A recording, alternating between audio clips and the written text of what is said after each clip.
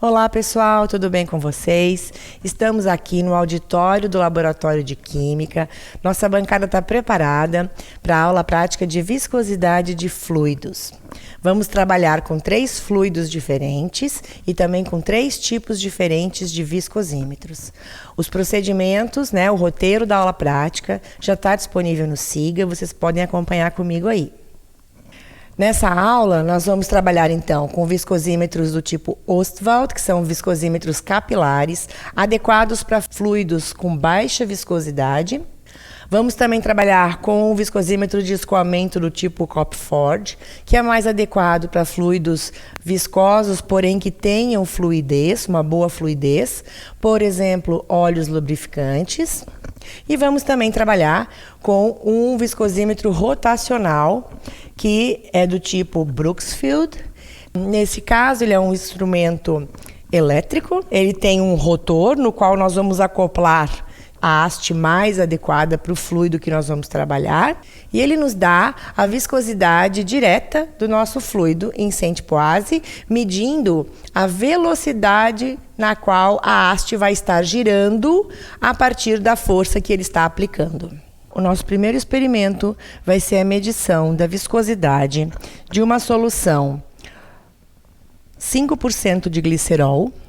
Nós coramos um pouquinho a solução para ficar mais fácil a visualização, mas ela é basicamente uma solução aquosa com 5% de glicerol, que vocês podem perceber, é uma solução muito pouco viscosa, viscosidade provavelmente muito próxima da viscosidade da água. Muito adequada para ser medida com viscosímetros do tipo Ostwald, que seja um fluido que seja translúcido, que permita que nós enxerguemos a passagem pela marcação e que não seja muito viscoso, senão ele não escorre através do capilar. No viscosímetro, nós temos então aqui uma esfera de alimentação. Toda a alimentação vai se dar por essa parte mais grossa do viscosímetro. Nós vamos preencher 3/4 dessa esfera de alimentação e depois nós vamos colocar uma pera succionando nessa parte mais fina. Para quê? Para trazer o fluido lá para cima, até depois da segunda esfera de amostra aqui em cima. Entre as duas esferas, nós temos uma marcação ali, por onde nós vamos observar o início da contagem do tempo. E logo abaixo da última esfera, nós também temos uma marcação.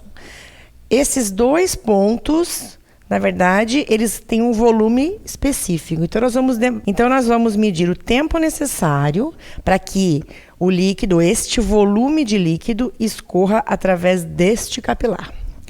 Só que esse viscosímetro, ele é um tipo de viscosímetro que nos permite apenas determinar a viscosidade relativa. Então, vai ser relativo a uma substância muito conhecida. No nosso caso, nós vamos utilizar a água como referência e vamos calcular a viscosidade relativa dessa solução preparada de 5% de glicerol. Esse viscosímetro precisa ser muito bem limpo.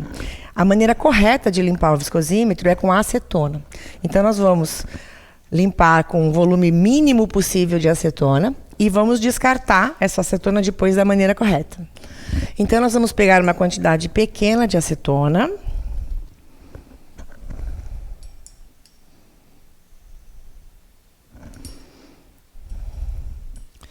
Eu vou usar 3 ml, aproximadamente.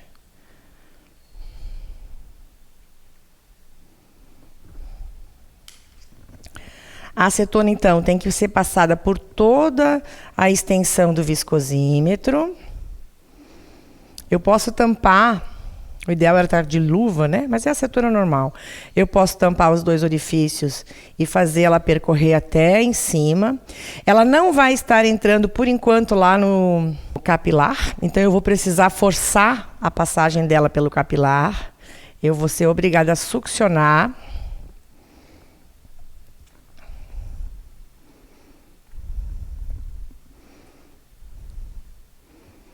Eu estou agora puxando a acetona para cima, para que ela passe pelo capilar. Ela vai descer pelo capilar. Estou limpando. E por último, eu ainda vou precisar Agora, assoprar ali com a pera para eliminar completamente a acetona do capilar. Então, eu vou assoprar lá dentro. Beleza. Então, o capilar tá limpo de acetona. Agora, eu vou jogar a acetona num coletor de resíduos de acetona. Eu poderia usar essa acetona várias vezes. Então, se nós tivermos vários fluidos, eu posso usar várias vezes a mesma acetona de limpeza. Agora que eu já limpei com acetona, eu vou fazer isso várias vezes com água deionizada, para tirar completamente a acetona de dentro do meu viscosímetro de Ostwald.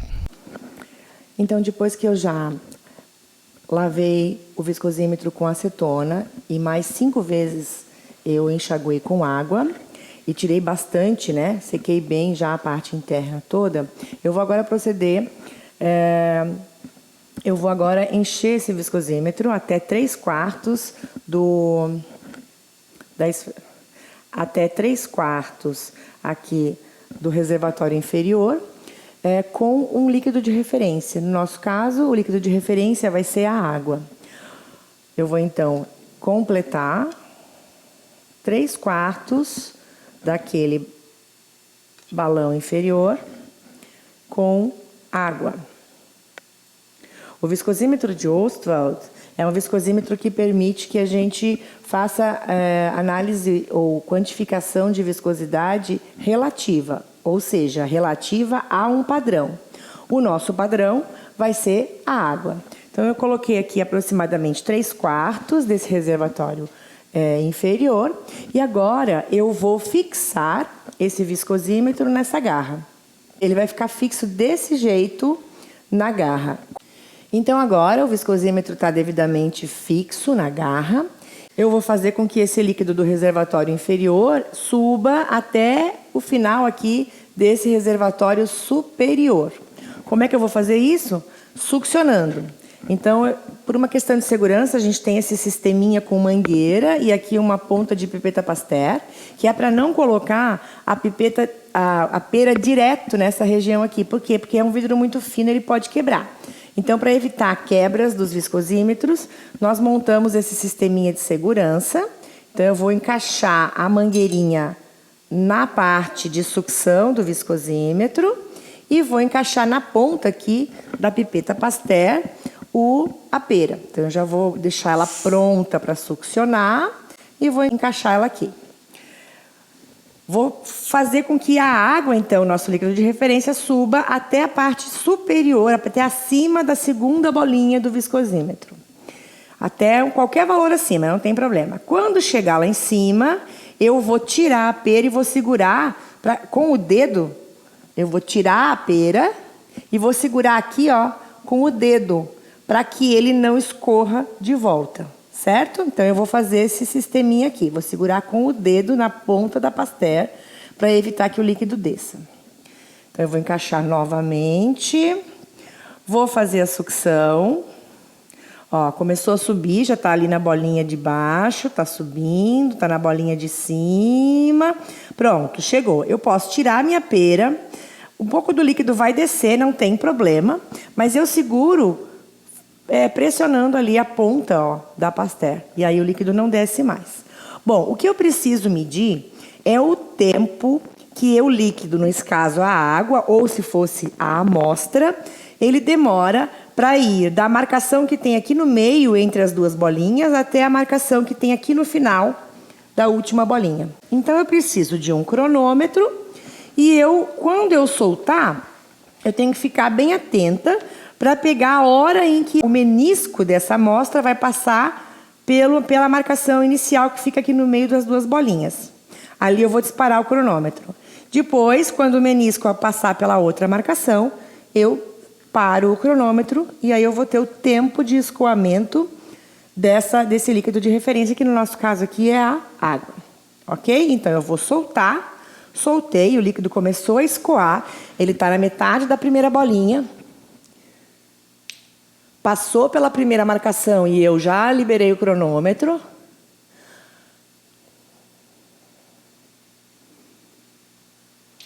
passou pela segunda e eu marquei aqui no meu cronômetro o tempo de escoamento daquele volume de líquido entre uma marca e outra, certo? Então, nesse caso, o nosso tempo de escoamento aqui foi de 9 segundos, ponto 90. Essas medições, elas dependem muito da tua capacidade de apertar o cronômetro na hora certa. Então, nós normalmente repetimos esse procedimento 3 vezes, pelo menos 3 vezes. Se os valores ficarem muito diferentes uns dos outros, nós fazemos 5 vezes. E dessas 5, escolhemos as 3 mais próximas. Das 3 que são mais próximas, a gente faz uma média e esse vai ser o tempo que nós vamos colocar na equação. Então, eu vou fazer aqui agora mais 3 medidas. Essas 3 medidas que eu vou fazer, vocês vão em casa controlar o tempo. Com a ajuda de um cronômetro, que pode ser do celular mesmo, vocês vão medir os tempos de vocês, ok? Cada equipe tem que medir a sua.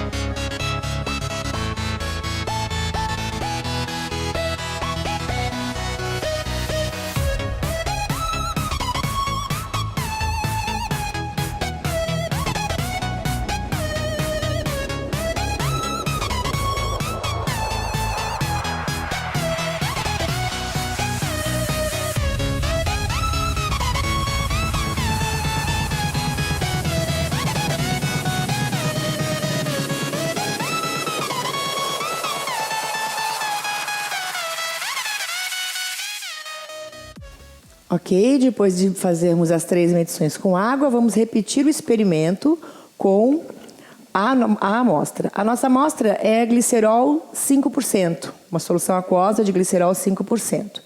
Ela tá amarelinha assim para facilitar a leitura mesmo, ok? Então, eu vou preencher o meu viscosímetro de Ostwald com 3/4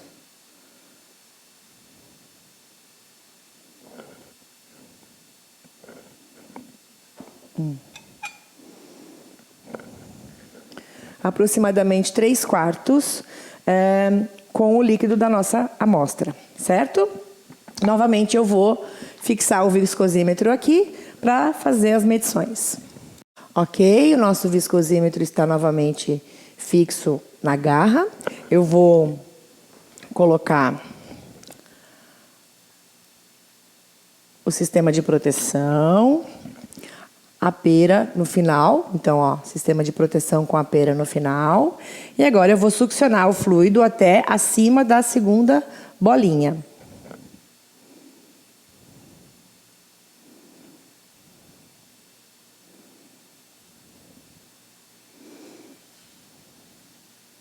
Ok.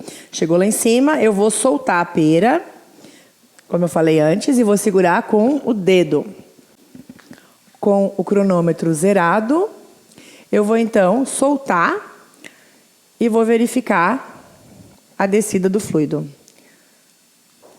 Soltei, o fluido começou a descer. Quando ele passar na primeira marcação, eu vou disparar o cronômetro. E agora, quando ele passar na segunda marcação,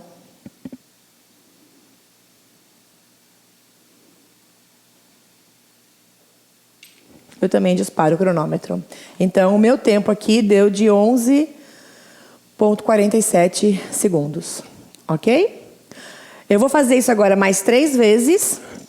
E vocês vão agora medir o tempo de vocês.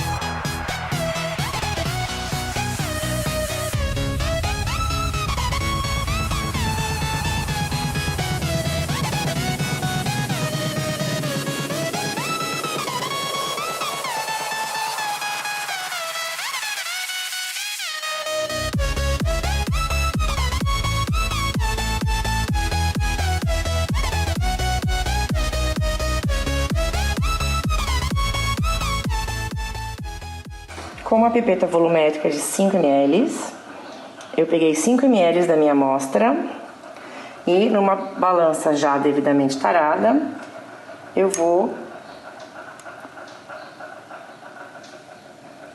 pesar a massa desses 5 ml.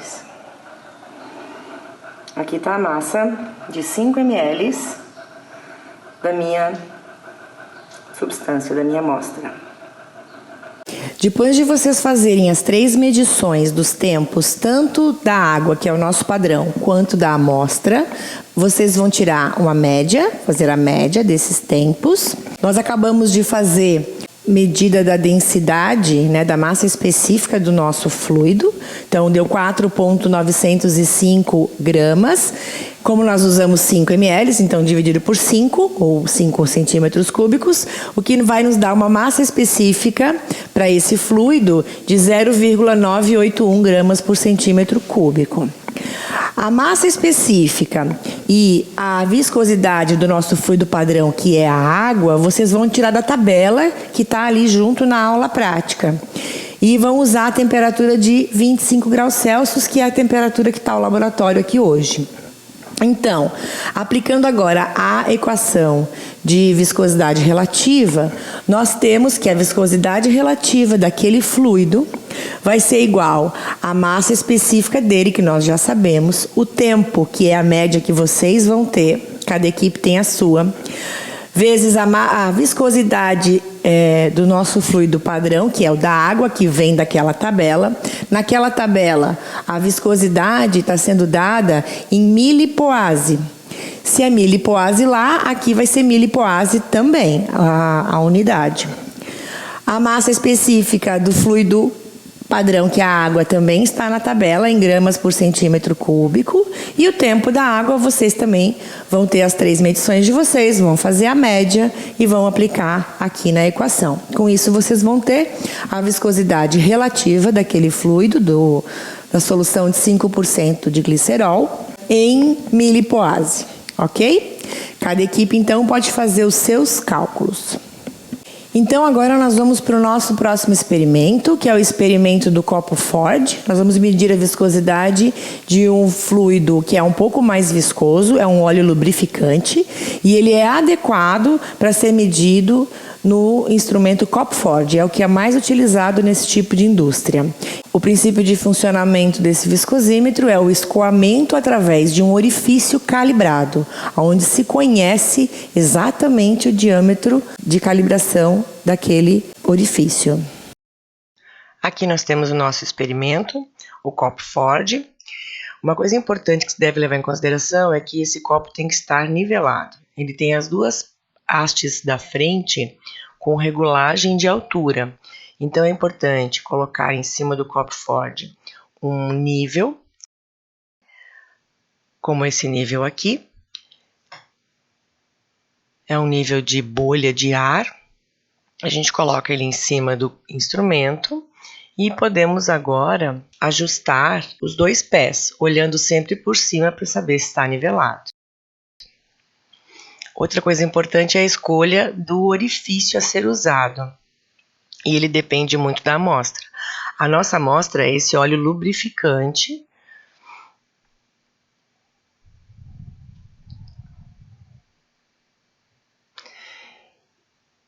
Que vocês podem ver é um óleo bastante viscoso, mas que tem uma boa fluidez. É importante evitar bolhas nesses óleos. Bom, agora vem a escolha do orifício. Eu gosto de escolher geralmente um orifício intermediário. Nem o último e nem o primeiro, né? Nem o mais aberto, nem o menos aberto. Mas essa habilidade vai depender muito do técnico que está realizando a análise. Quanto mais ele conhecer do fluido, mais fácil vai ser escolher o orifício. Então, nós vamos pegar um orifício intermediário. Eu peguei aqui o orifício número 6. Estou rosqueando na parte de baixo do equipamento. É importante que esse equipamento esteja bem nivelado para evitar erros na hora da medição.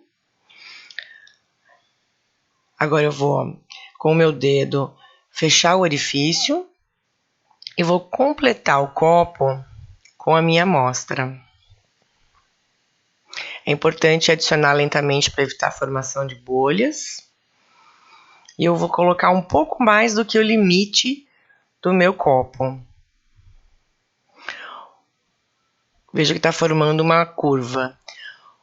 Com o vidro que vem junto com o equipamento, nós vamos agora nivelar a parte superior do copo para eliminar os excessos. Então essa borda vazada ali é justamente para eliminar o excesso e evitar a existência de bolhas. Deixamos bem nivelado.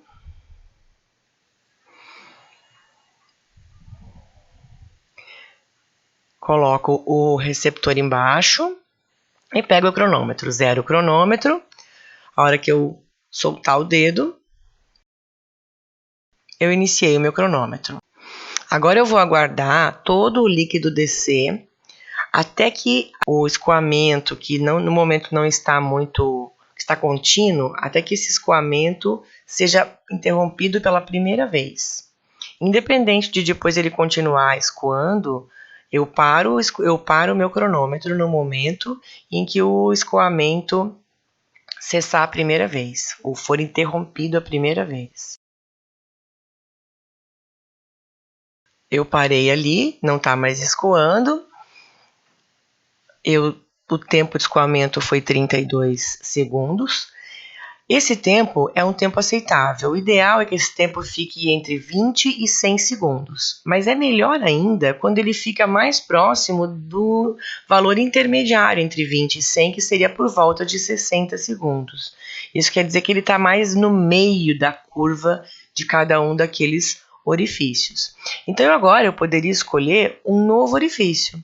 Se o número 6, que era bem grande, demorou 32 segundos, eu poderia agora pegar o número 5 e aí optar por fazer novamente o teste para ver qual vai ser o tempo que vai demorar com um orifício um pouco menor. Talvez a gente consiga chegar com o número 5 num tempo mais próximo de 60 segundos. Eu preciso então trocar tudo, colocar esse orifício no lugar do número 6 e fazer uma nova medição. Bom, com tudo arrumado, eu já coloquei ali o número 5 no orifício, já limpei o meu copo com papel filme, vou conferir novamente o nível.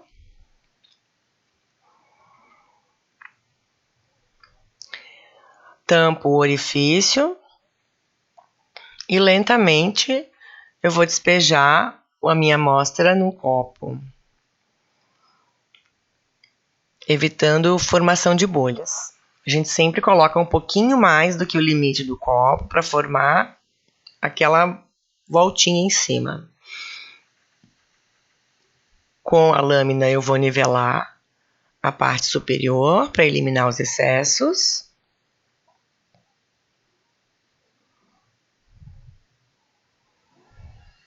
Novamente eu zero meu cronômetro. Soltei o dedo, disparei o cronômetro e agora eu espero até que todo o líquido escoe e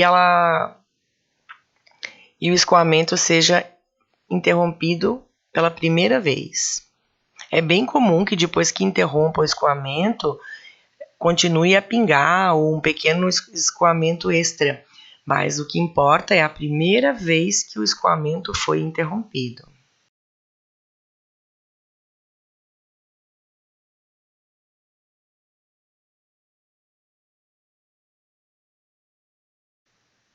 Interrompeu, parou-se o cronômetro e agora meu novo tempo é de 56,79 segundos, então é muito mais próximo de 60, ou seja, esse orifício 5 se adequa melhor a esse fluido, porque nós estamos mais no meio da curva, o nosso escoamento deu um tempo que está mais no meio da curva de calibração desse orifício, então ele é o mais indicado.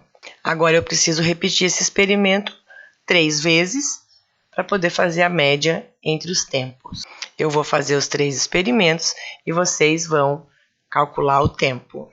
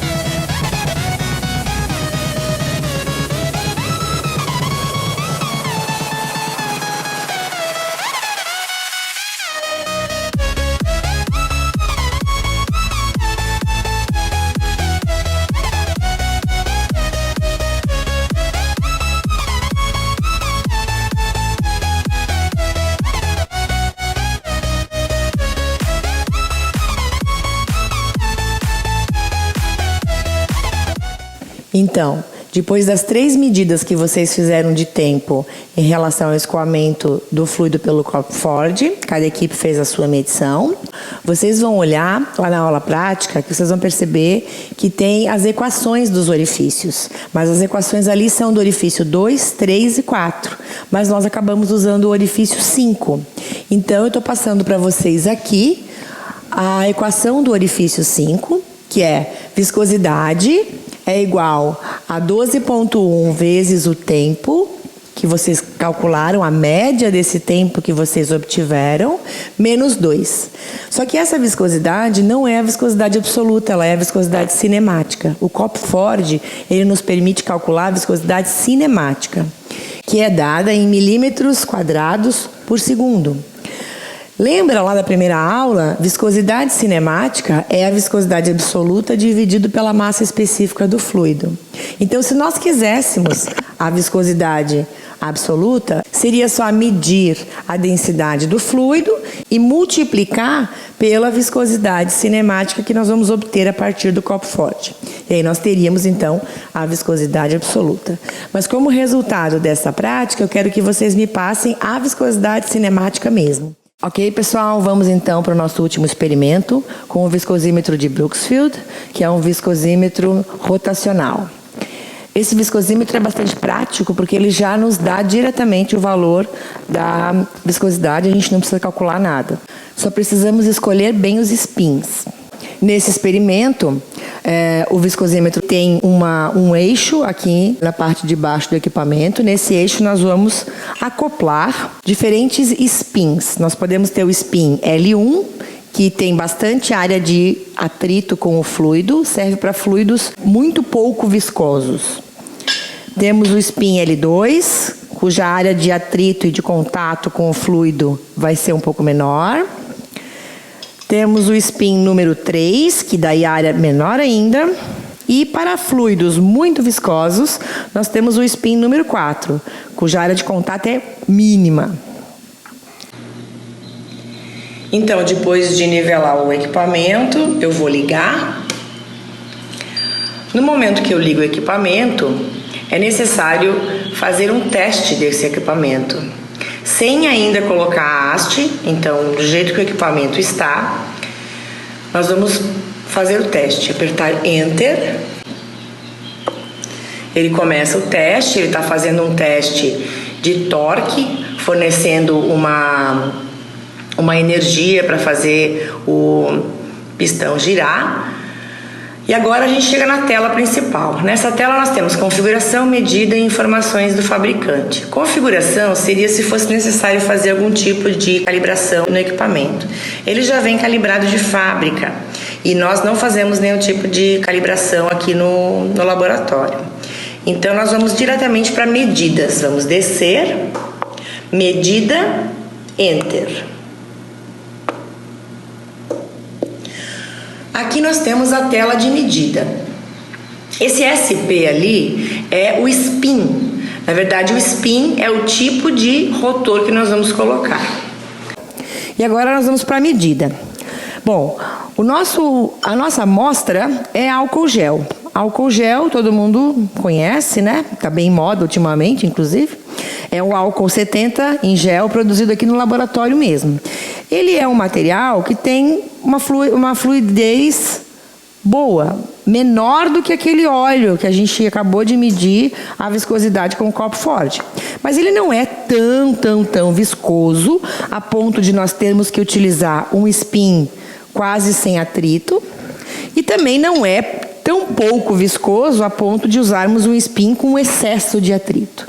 Então, na hora de escolher, nós temos que ter o bom senso. Muitas vezes encontramos na literatura também alguma indicação em relação a qual spin utilizar nesse tipo de viscosímetro para determinados tipos de fluidos. Eu diria que essa viscosidade aqui dele é uma viscosidade intermediária. Então, a gente poderia escolher entre os dois spins intermediários, o L2 ou o L3. Eu vou começar pelo L2. Isso é aleatório, é uma escolha que eu faço. Eu pego, então, o spin. O eixo tem um parafusinho, e aqui a gente encaixa esse parafusinho dentro da parte interna aqui do spin. Então, com muito cuidado, eu vou segurar o eixo para que ele não gire, porque aquele eixo ele gira. Então, eu vou segurar o eixo para ele não girar, para eu poder girar e acoplar o spin. O spin, nesse momento, o spin tem que estar muito reto, completamente perpendicular ao chão, para que ele entre de forma bem certa, sem forçar a rosca e sem que ele fique torto. Ele gira até o final. Chega no final, está instalado. Essas barras de proteção laterais, elas servem justamente para proteger esse spin no momento do experimento.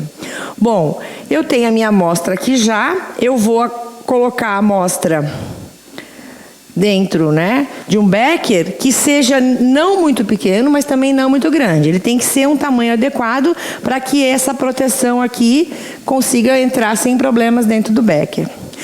Aqui na lateral do equipamento, nós temos uma rosca que permite subir e descer o equipamento. Então, é isso que eu vou fazer agora. Eu vou descer o equipamento até a indicação adequada no spin. No spin, existe uma indicação, uma região com uma reentrância, que me indica até o nível aonde eu tenho que chegar com o meu fluido. Então, eu vou ter que descer o equipamento agora, até que esse nível alcance a parte superior do fluido. Então, eu desci o equipamento até ele chegar na altura marcada no spin. Próximo passo é indicar no equipamento que eu estou usando o spin número 2. Então, eu vou descer até o L2 e vou seguir para o lado do equipamento. Aqui, ele sempre começa com 100 rotações por minuto. E ele começa, assim que eu der o on aqui, ele vai começar a rodar, tentando chegar em 100 rotações por minuto. Mas esses equipamentos eles já vêm com uma pré-calibragem. Se ele aplicar a força e não conseguir alcançar 100 rotações por minuto, ele vai me indicar que tem problema. E vai dar um apito, vai soar um apito, um alarmezinho dizendo que a medição não foi possível. Então, nós vamos tentar. Marcamos L2, vamos começar com 100 rotações por minuto. On. Ele começou a dar o apito. Podem ouvir, Então, ou seja, com 100 rotações por minuto não dá certo. Eu vou descer mais um pouco, vou apertar na setinha para baixo. Ele vai descer para 60 rotações por minuto. Em 60 rotações por minuto, ainda está muito alto a rotação. Ele não consegue fazer a medição para esse spin aqui. Então, eu vou descer mais um pouco. Eu estou em 50 rotações por minuto no spin L2. Ele ainda acha que está muito pesado. Ele não conseguiu medir com 50 rotações por minuto. Vou baixar mais um pouco. 30 rotações por minuto. Em 30 rotações por minuto, ele também não consegue fazer a medição. 20 rotações por minuto. Foi a primeira vez, olha, ele quase conseguiu fazer a medição. Não deu certo ainda. Vamos descer para mais um pouco, 12 rotações por minuto. Então, com 12 rotações por minuto, ele está marcando ali uma viscosidade de 2.147,2 milipascal vezes segundo, com uma assertividade, um coeficiente de correlação de 85,9%. Vamos tentar agora ver se a gente diminuir um pouquinho mais essas rotações, a gente consegue um resultado melhor, ou seja, com maior percentual de acerto. 10 rotações por minuto, nós temos ali o valor de 2.441,4 milipascal vezes segundo, com um coeficiente de assertividade, de correlação de 81,4% de acerto. Vejam que diminuiu o nosso percentual aqui de assertividade da medida. Se eu baixar mais um pouco, para 6 rotações por minuto, Eu vou ter, então, uma viscosidade de 3.536,4 milipascal vezes segundo, com um percentual de acerto de 70,7%. Então, está baixando o nosso coeficiente de correlação. Todo mundo sabe que coeficiente de correlação baixo quer dizer que você não está se ajustando muito bem à curva de calibração do equipamento. Com essas 3 medidas, então, vocês são capazes de escolher qual delas é a melhor. A unidade que o equipamento mede é em milipascal por segundo, já é a unidade de viscosidade absoluta. Então, pessoal, essa foi a nossa aula prática de hoje. Com esses valores que vocês obtiveram das medidas feitas em casa e essa medida feita aqui agora no laboratório, vocês podem preparar o relatório de aula prática. Ele é um relatório completo, com capa, introdução, materiais e métodos, resultados de discussão e conclusão e referências bibliográficas. Eu vou deixar um material para vocês orientativo ali no Siga. E também vou deixar um chat aberto ali no Siga, na aula de hoje, para que vocês possam tirar dúvidas a respeito dessa aula prática, de algum resultado, de algum valor. Normalmente, vocês teriam 2 semanas para fazer esse relatório, mas como nós estamos em condições diferentes, né, com a pandemia, vocês terão 3 semanas para entregar esse relatório. A data de entrega e o link para a entrega do relatório também vai estar nessa aula de hoje, disponível para vocês.